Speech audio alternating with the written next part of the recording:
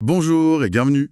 Aujourd'hui, on plonge dans deux enseignements d'une sagesse assez déconcertante tirés de la tradition islamique. Bonjour. Les documents qu'on a sur la table décortiquent deux paroles prophétiques, deux hadiths, qui sont un peu comme la conclusion d'un grand recueil. Hmm.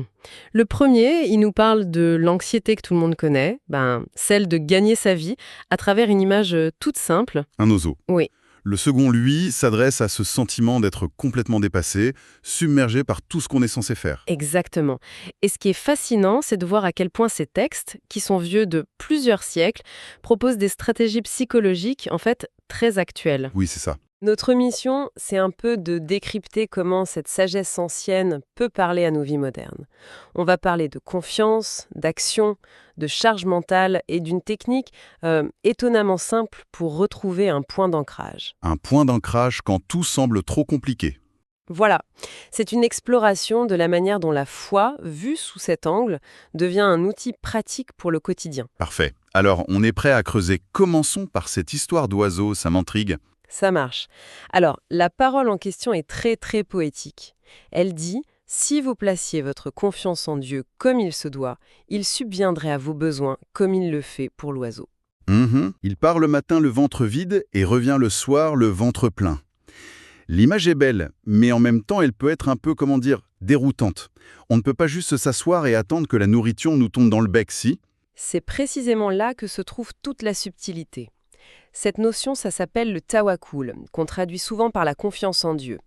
Mais, et les textes insistent lourdement là-dessus, ce n'est surtout pas une confiance passive, pas une sorte de démission. Ah, d'accord. L'oiseau est l'exemple parfait pour contrer cette idée. Il ne reste pas à attendre dans son nid, la première chose qu'il fait, c'est de partir. Il y va. Il y va, il agit, il cherche, il déploie ses ailes. L'enseignement fondamental, c'est que l'action est une condition même de la confiance. Les deux sont inséparables. Ah, voilà où ça devient vraiment intéressant. Parce que l'oiseau, lui, il n'a pas de CV, il n'a pas de plan de carrière sur 5 ans. Non, il n'a pas fait d'école de commerce. C'est ça. Il ne se demande pas s'il a les bonnes compétences pour le marché du travail des insectes, quoi.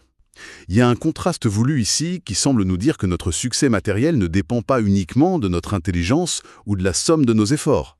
Absolument. C'est un recadrage complet de notre perspective. Le fondement théologique derrière ça, c'est l'idée que la subsistance de chaque créature est déjà déterminée, garantie. Déjà garanti. Oui. Il y a même une formule assez forte qui dit « Aucune âme ne mourra avant d'avoir reçu l'intégralité de sa subsistance et d'avoir atteint son terme ». Mais attention, le but n'est pas de nous pousser au fatalisme, c'est tout le contraire. Ah bon? Oui, c'est une prescription pour la paix intérieure. L'idée de se dire « ce qui m'est destiné finira par m'arriver, et ce qui ne m'est pas destiné ne m'arrivera jamais, peu importe mes efforts pour l'obtenir ». Attendez, ça c'est le point qui peut être difficile à accepter dans notre culture de la performance. Si ma part du gâteau est déjà garantie, pourquoi est-ce que je travaillerais 12 heures par jour? Est-ce que ça ne risque pas de me rendre paresseux? C'est une excellente question. Pourquoi mon voisin qui se tue à la tâche ne serait pas récompensé plus que moi? La notion de mérite, elle semble un peu mise à mal. C'est le paradoxe au cœur de cet enseignement. La réponse, selon cette perspective, est que l'effort est une obligation. C'est un devoir. Mais le résultat, lui, ne nous appartient pas. On est responsable de l'action, pas de l'issue. Exactement. L'exemple le plus frappant qui est donné dans les textes, c'est celui du prophète Mohammed lui-même. Personne n'avait plus de tawakkul que lui. Et pourtant, lors des batailles, il ne se contentait pas de prier. Il prenait des précautions militaires extrêmes. Ah oui, il portait une armure, parfois même une double armure, il élaborait des stratégies complexes, il préparait ses armées, il faisait tout ce qui était humainement possible. La formule, du coup, c'est confiance totale dans le cœur plus action maximale dans le monde réel. Joie. On est donc face à une sorte de thérapie cognitive avant l'heure. Le but n'est pas d'ignorer le stress de la recherche d'emploi, mais de recadrer son origine. L'idée, c'est de se dire « Mon travail, c'est de faire les efforts, pas de garantir le résultat ». Ça allège une charge mentale énorme, en fait. C'est exactement ça. On se concentre sur ce qu'on peut contrôler, nos actions, et on lâche prise sur ce qu'on ne peut pas contrôler, le résultat final. Vous mettez le doigt sur un déséquilibre très moderne. On excelle dans la partie action. On peaufine nos CV, on passe des entretiens, on développe notre réseau, on travaille tard. On maîtrise les causes apparentes. Voilà. Mais on a souvent complètement oublié la partie confiance, l'investissement spirituel. Il y a une anecdote qui illustre ça parfaitement. Ah ouais. Un homme vient demander à un savant d'intercéder pour lui auprès d'un gouverneur. Le savant accepte, mais juste avant de partir, il s'isole pour faire 2 unités de prière. L'homme s'impatiente un peu et le savant lui explique: « Je demande d'abord l'aide de celui qui détient le cœur du gouverneur avant de m'adresser à la créature qui peut dire oui ou non. » Assez subtil. C'est s'adresser d'abord à la source du pouvoir, pas seulement à ses intermédiaires. C'est une logique implacable. Donc ce principe de l'oiseau, ce n'est pas un appel à la passivité, mais un puissant antidote à l'anxiété de la performance. Fais de ton mieux, aie confiance dans le processus, et surtout, ne te ronge pas les sangles pour les opportunités manquées. C'est ça. Car, si elles t'étaient vraiment destinées, tu ne les aurais pas ratées. Ça change tout dans la manière d'aborder un échec ou un refus. Ça transforme la notion d'échec. L'échec n'est plus un jugement sur notre valeur ou la qualité de nos efforts. C'est simplement une indication que ce chemin n'était pas celui qui nous était destiné à ce moment-là. Ça permet de se relever et de continuer à agir, mais avec plus de sérénité. D'accord. Donc ça, c'est une stratégie hyper puissante pour gérer l'anxiété liée à nos objectifs extérieurs, notre gagne-pain. Mais les textes, ils ne s'arrêtent pas là.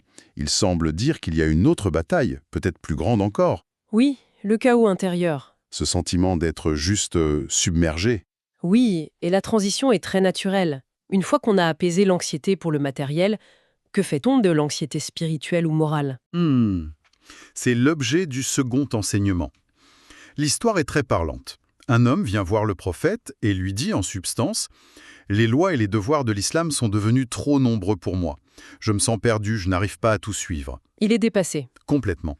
Et il demande: « Dis-moi une seule chose, simple, à laquelle je puisse me raccrocher. » C'est une plainte tellement moderne, hein, on pourrait la transposer aujourd'hui. Il y a trop de livres de développement personnel, trop de conseils, trop d'injonctions à être meilleur. Donnez-moi une seule chose qui marche vraiment. C'est ça. On s'attend à une réponse du type concentre-toi sur l'essentiel, la prière, le jeûne. Exactement. On s'attend à ce qu'on lui rappelle les piliers, les fondamentaux.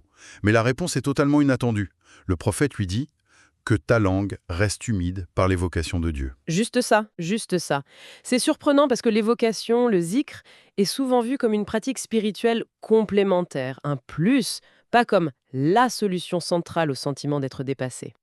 Et l'image est, encore une fois, très physique, presque étrange, que ta langue reste humide. Pourquoi cette insistance sur l'humidité? Qu'est-ce que ça veut dire concrètement? C'est une métaphore d'une puissance incroyable sur la constance. Pensez-y. La langue est naturellement un organe humide. Oui, mais si vous la sortez de votre bouche et l'exposez à l'air, elle sèche en quelques secondes. Ah oui, en effet. L'image suggère donc que l'évocation ne doit pas être une action ponctuelle. 5 minutes le matin, 5 minutes le soir. Pour garder la langue humide, la pratique doit être quasi ininterrompue, un état de fond, une sorte de musique d'ambiance de notre conscience. D'accord, pour la constance. Mais ça ne répond pas à la question de fond. Comment est-ce que le simple fait de répéter des formules peut résoudre un problème aussi profond que le sentiment d'être noyé sous les obligations? Ça semble presque trop simple, un peu comme un pansement sur une jambe de bois. C'est là que la psychologie de cette approche est fascinante. La réponse ne traite pas les symptômes, donc la liste des devoirs à accomplir, mais elle s'attaque directement à la racine, le moteur de l'action, qui est le cœur. Le cœur? La philosophie sous-jacente, c'est que l'évocation constante de Dieu cultive l'amour pour lui dans le cœur. Et un cœur qui est rempli d'amour pour quelque chose ou quelqu'un n'a pas besoin d'une liste de règles pour lui plaire. Il est motivé de l'intérieur. Il cherche naturellement à faire ce qui plaît à l'être aimé et à éviter ce qui lui déplaît. L'amour devient le carburant principal, et les devoirs ne sont plus des fardeaux, mais des occasions de manifester cet amour. C'est vrai, on voit ce principe à l'œuvre dans nos vies tous les jours. Quand on est passionné par un sport, une cause, un projet, on n'a pas besoin de se forcer. On y pense tout le temps, on en parle tout le temps. Exactement. Et cet amour nous pousse à agir, à nous entraîner, à travailler, sans que ce soit une corvée. C'est la même dynamique, mais appliquée à la sphère spirituelle. Précisément, il y a une formule qui résume ce cercle vertueux. Celui qui évoque souvent une chose finit par l'aimer, et celui qui aime une chose l'évoque souvent. C'est une boucle qui se renforce elle-même. C'est puissant. En commençant par l'action la plus simple, le mouvement de la langue, on enclenche un processus qui transforme l'état intérieur le plus profond, le cœur. Et une fois le cœur transformé, toutes les autres actions, même les plus difficiles, deviennent plus légères, plus naturelles. D'accord. Concrètement, comment on met ça en place? Parce que Garder sa langue humide toute la journée, ça peut paraître intimidant. On a des réunions, des conversations, on doit être concentré sur notre travail. Alors, les textes suggèrent une approche progressive, très pragmatique. La première étape, c'est de s'habituer aux formules d'évocation qui sont déjà prescrites, par exemple après les prières quotidiennes. Le but est que ça devienne une seconde nature, un réflexe. Ok, La deuxième étape, c'est de coloniser les temps morts. C'est là que ça devient intéressant pour nos vies modernes.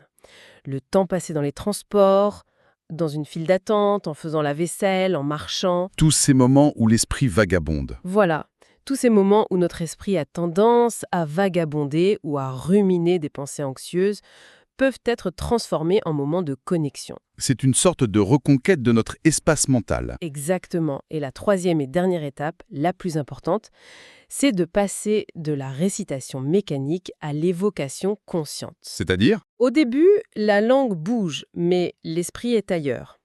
Progressivement, l'objectif est d'impliquer le cœur, de méditer sur le sens des mots. Quand on dit « Dieu est le plus grand », il s'agit de ressentir cette grandeur par rapport à nos propres soucis. Quand on demande pardon, il s'agit de prendre conscience de ses propres manquements. C'est un passage de la quantité à la qualité. C'est un véritable défi. Et ce qui est touchant, c'est qu'il y a une observation très humble dans les textes à ce sujet. On y lit que parfois des gens très simples, sans grande éducation théologique, Des bergers, des artisans. voilà, ils sont bien plus avancés et assidus dans cette pratique que de grands érudits. C'est un rappel à l'ordre assez puissant, en fait. Ça montre que ce n'est pas une question d'intellect, mais de cœur. C'est une pratique profondément démocratique. Elle ne requiert ni argent, ni statut social, ni connaissances encyclopédiques, juste une langue, un cœur et de la constance. Si on fait le bilan, on a deux idées qui, à première vue, semblent distinctes, mais qui en fait se complètent parfaitement. D'un côté, une stratégie pour affronter le monde extérieur, agir au maximum de ses capacités tout en se libérant de l'anxiété du résultat. C'est l'oiseau, c'est l'oiseau. De l'autre, une stratégie pour cultiver son monde intérieur, une pratique simple et constante pour nourrir l'amour qui donnera du sens à toutes nos actions. C'est la langue humide. Et le lien qui unit les deux, c'est qu'ils sont tous les deux des remèdes à l'anxiété, mais à des niveaux différents. Le tawakkul de l'oiseau est une action du cœur qui apaise nos efforts et notre inquiétude pour le futur. Hmm. Le zikr de la langue unime est une action de la langue et du cœur qui nourrit la présence et l'amour dans l'instant présent. L'un nous apprend à lâcher prise sur ce qui va arriver, l'autre à nous ancrer dans ce qui est. Ce sont vraiment les deux facettes d'une même quête de sérénité. Tout à fait. Et il y a une dernière idée qui m'a marqué. À un certain point, est-il dit, quand on prend goût à cette connexion, le bavardage inutile, les conversations futiles commencent à peser. Oui, Pas parce qu'elles sont mauvaises en soi, mais parce qu'on prend conscience qu'elles nous volent un temps précieux qui pourrait être consacré à autre chose. Ça laisse une question en suspens pour chacun d'entre nous. en effet. Et la pensée à méditer pourrait être la suivante. Si le silence peut être une forme d'or et la parole une forme d'argent, comment évaluer le véritable coût d'opportunité de nos conversations de tous les jours? Pas en temps perdu. Non, pas en termes de temps perdu, mais en termes de connexion manquée avec ce qui nous est le plus essentiel.